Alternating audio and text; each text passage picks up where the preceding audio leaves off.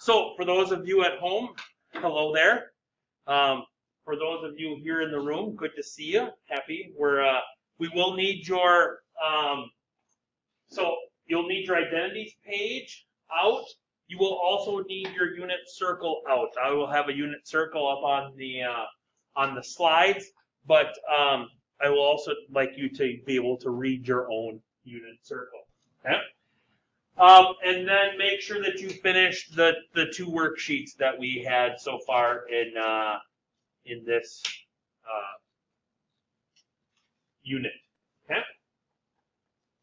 So today we are theta finding, and actually Tropical Storm Theta is in the middle of the Atlantic right now. So yeah, so I found it. It's right there. Okay. Tropical Storm Eta is nipping at southern Florida right now. So that's what the text messages I was getting before was my mom showing me pictures of what's going on outside their house. So yeah. Here's a great warm-up problem for us today. So if you could take some time here, and given the fact that the sine of t is negative 12/13, find me the answer to those 6 questions. Plus, it's a good day. The smartboard is back to full operational status. Awesome. Love it. All right, so here we go. What quadrant? So sine is negative. Hey, a little side note action here for you.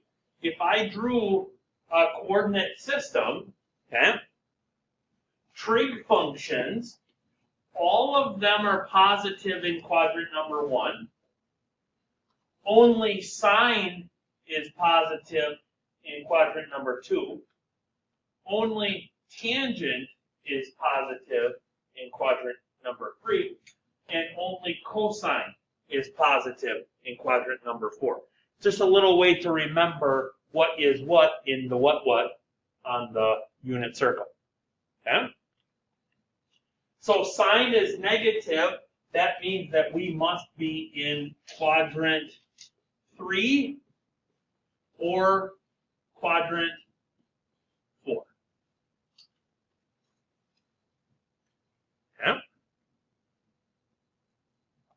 According to our trig identities cheat sheet, okay, the sine of negative t, number 2, says that is equal to the negative sine of t. So that would be negative of negative 12/13. So that would end up being positive 12/13.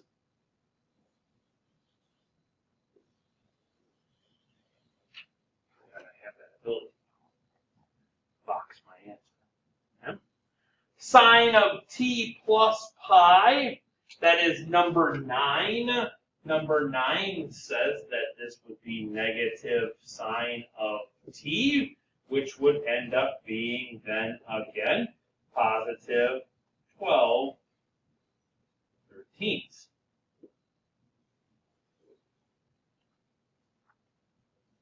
Sine of t minus 2 pi, if I'm anywhere on the circle and I add 2 pi, I would be going around counterclockwise.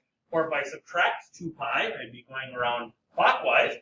I end up back at the same exact spot.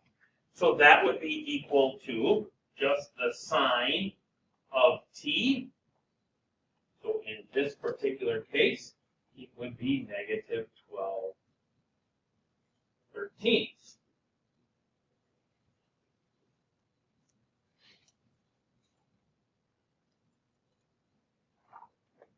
To find our cosine value,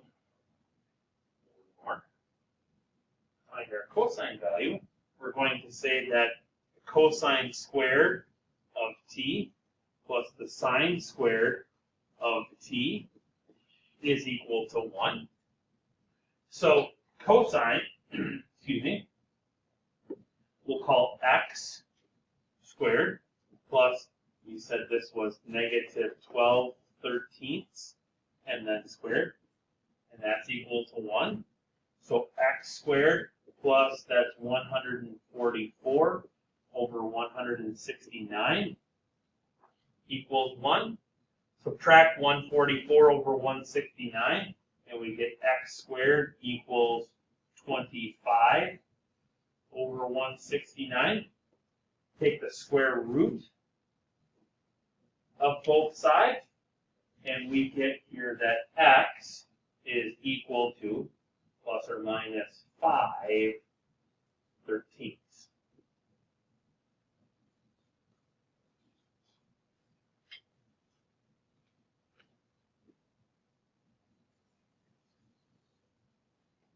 Yes?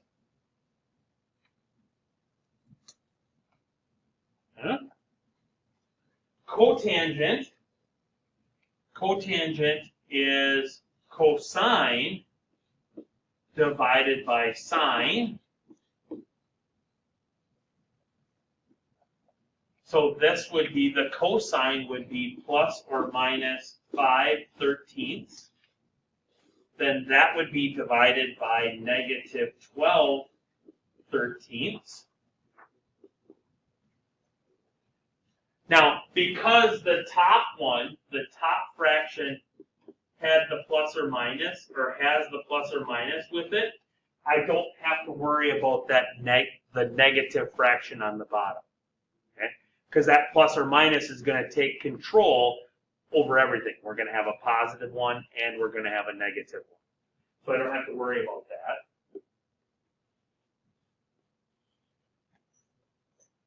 Flip and multiply. Shabam, shabam. That gets me 5/12.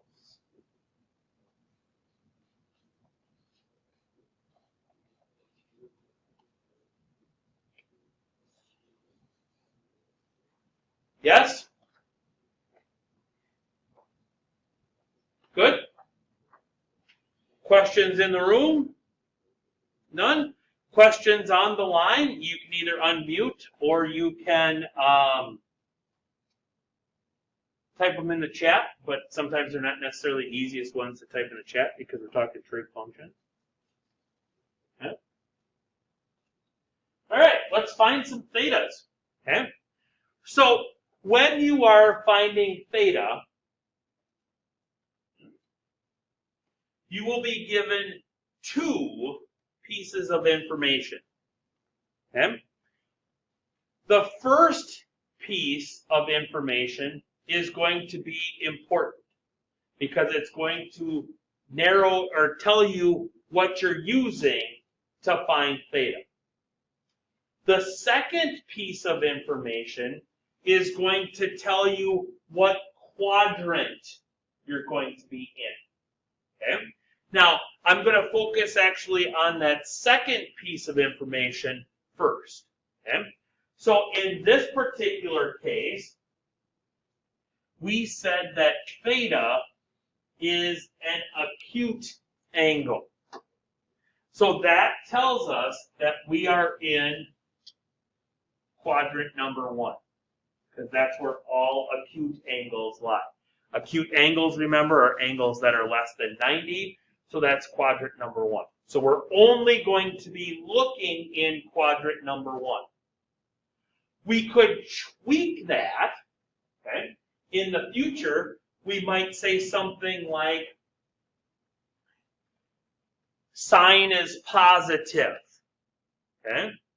And so then we would be looking in quadrants 1 and 2 for a particular answer, okay? Or we might say, if I fast forward a couple of slides, we might say something like this, where we give you a range for theta, okay? And so then this one would be, you would look specifically in a particular quadrant, okay? So that's that second piece of information, okay?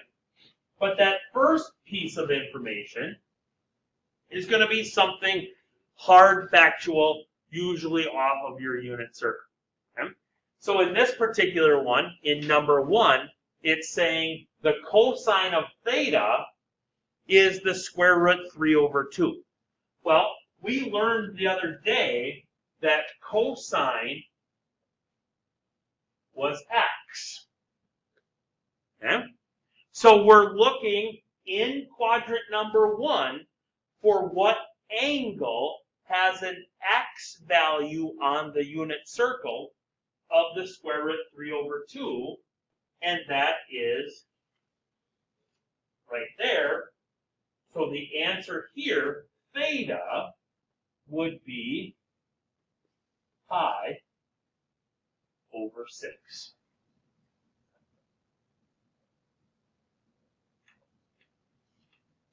Okay? Because that's the only x value in quadrant number 1 that is 3 pi over 2, or excuse me, that is the square root of 3 over 2. Okay? Now, later on in life, we're going to solve trigonometric equations. And your answer is going to end up being like this. Okay? Cosine of the square is equal to the square root of 3 over 2. But then you would have to give the alternate one because it won't have that quadrant restriction. But that's later on in life. Right now we're restricting to the quadrant. Okay? Tangent equal to what? Okay? Well, tangent, we learned the other day, was y over x. Well, if that fraction is going to be equal to 1, what can you tell me about x and y?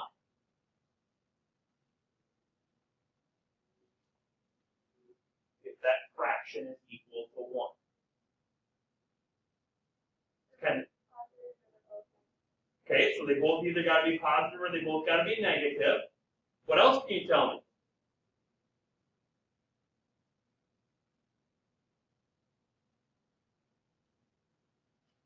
All fractions that are equal to 1 have what in common?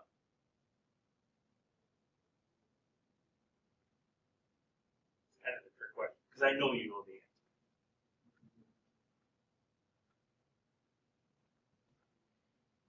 Anybody online? You guys know? What do all fractions equal to 1 have in common? The denominator is the same as the numerator. Fantastic. So we're looking for the top to be the same as the bottom. Okay? Okay? I told you guys knew it. You just didn't know how to say it. Okay? So where in quadrant number 1 is x equal to y?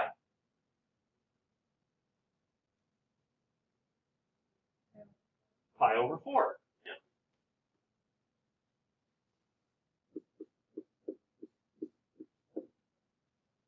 Because x is equal to 1. They're the same.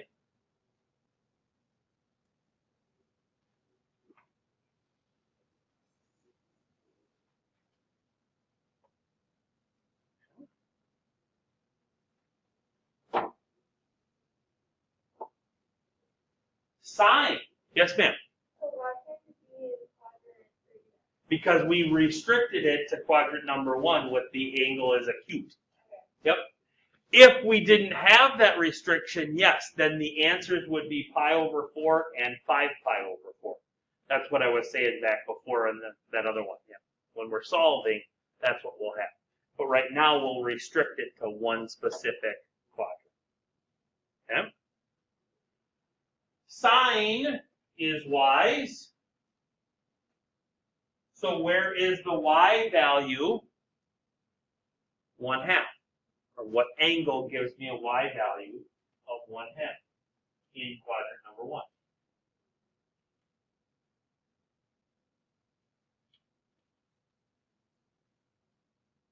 Y value of 1/2, quadrant number 1.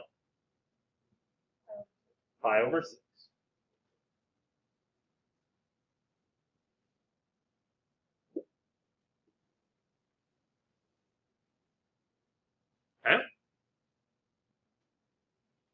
So it's kind of backwards of what we were doing on those worksheets. On those worksheets, we were giving you the angles and we were asking you to find X or Y. Today, we're giving you X or Y. We're asking you to find the angle that produces that. Okay?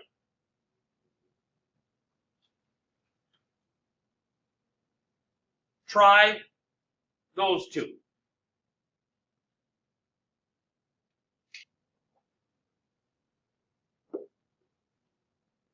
So tangent is y over x. We are still in quadrant number 1. Okay. We want the tangent to be equal to the square root of 3. Now, a little hint, okay? You can notice a couple of patterns going on in here.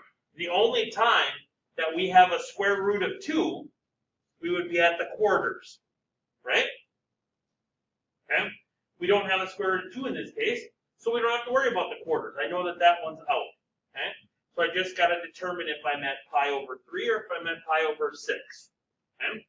So if I take pi over 6 here as my potential 1, so then that would be the square root of 3, y would be 1/2 over the square root of 3 over 2. And so then that would be 1/2 times 2 over the square root of 3. The 2's would cancel out. That would leave me with 1 over the square root of 3.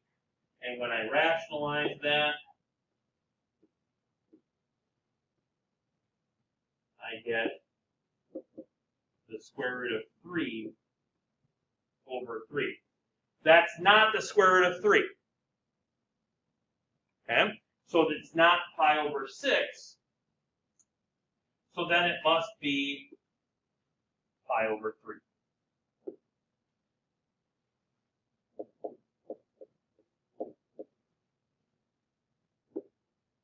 Because those are the only two in quadrant number 1 that have a square root of 3 involved.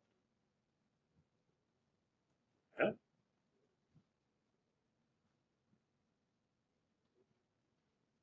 Same thing here with cosecant equaling the square root of 2. The only one in quadrant 1 that has a square root of 2 involved is pi over 4.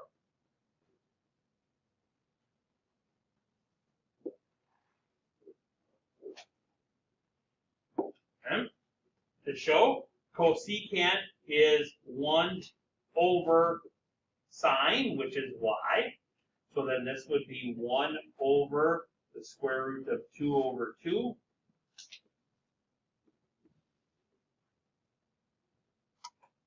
So that's going to be 2 divided by the square root of 2. Rationalize the denominator. Square root of 2 over the square root of 2. That's going to be 2 square roots of 2 all over 2. Those cancel each other out, leaving me with just the square root of 2. So mathematically it works out. Okay?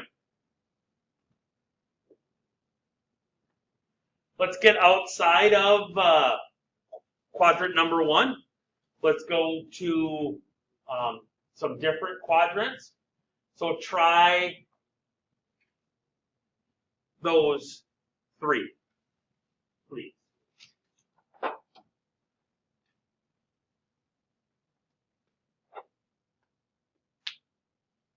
Cosine is -3 or square root of 3 over 2. And this is telling me that we are in quadrant number 2. So where in quadrant number 2 is cosine, the x value, negative square root of 3 over 2? That is at theta is 5 pi over 6. Agree? Okay.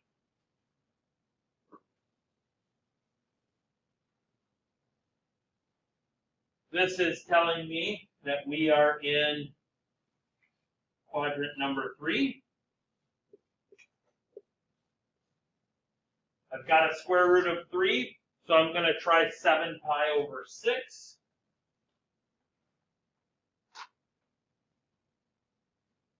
So that's going to be, tangent is y over x, so that's negative 1/2, divided by negative square root of 3 over 2. That's going to be negative 1/2 times negative 2 over the square root of 3. That becomes 1 over the square root of 3, which when we rationalize it is the square root of 3 over 3. So 7 pi over 6 is our angle. Okay? Just take the formative, that's all. Okay? Yeah, you can go ahead and take it. Okay? And the last one, cosecant. Cosecant is 1 over sine. So that's 1 over y. So I want, because there is no radical in there, I'm looking for where y is 1/2. Okay? So it would be 1 over negative 1/2. Then would be 1 times 2 over negative 1, which is negative 2. So I'm looking here in quadrant 4 as to where sine is negative 1/2, and that happens at 11 pi over 6.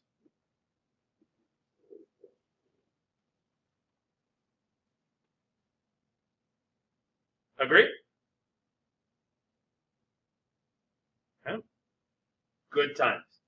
Good times. Okay. So,